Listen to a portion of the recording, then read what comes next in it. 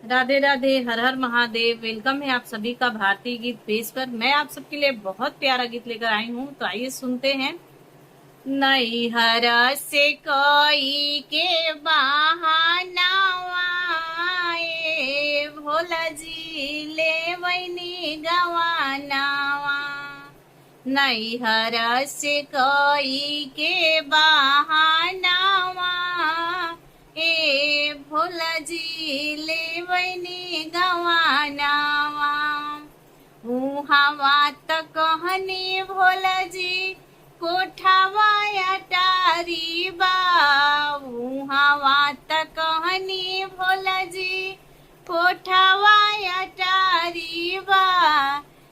हवा त टूट ही मड़ैया, ये भोला जी ले वैनी गवानावा।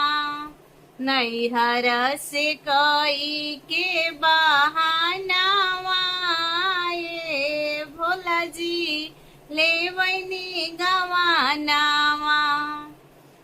हवा त कहनी भोला जी हाथी से घोड़ा बाऊ, हवा त कहनी भोला जी हाथी से घोड़ा बा।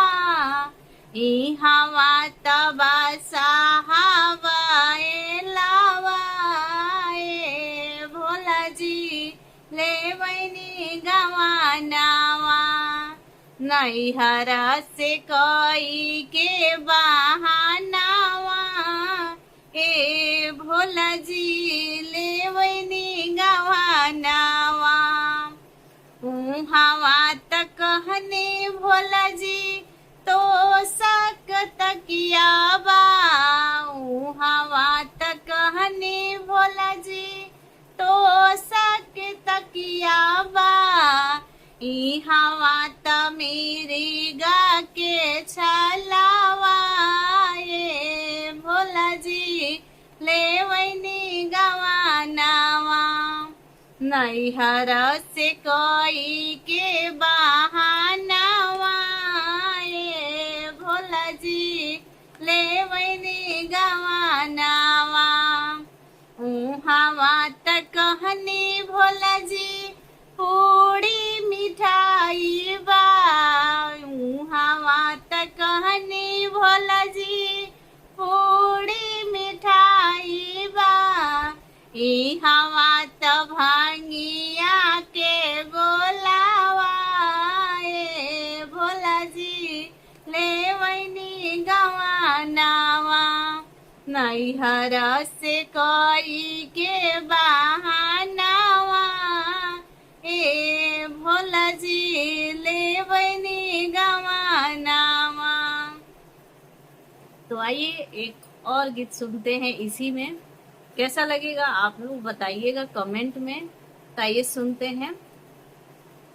कैलाशपति के मंदिर से डमरू के आवाज डमाडम निकले, कैलाशपति के मंदिर से डमरू के आवाज डमाडम निकले। कभी हाथी निकले, कभी घोड़ा निकले, कभी बसा बैला संग संग निकले। कैलाशपति के मंदिर से डमरू की आवाज डमाडम निकले। कभी पूड़ी निकले, कभी बर्फी निकले, कभी भंगिया के गोला संग संग निकले।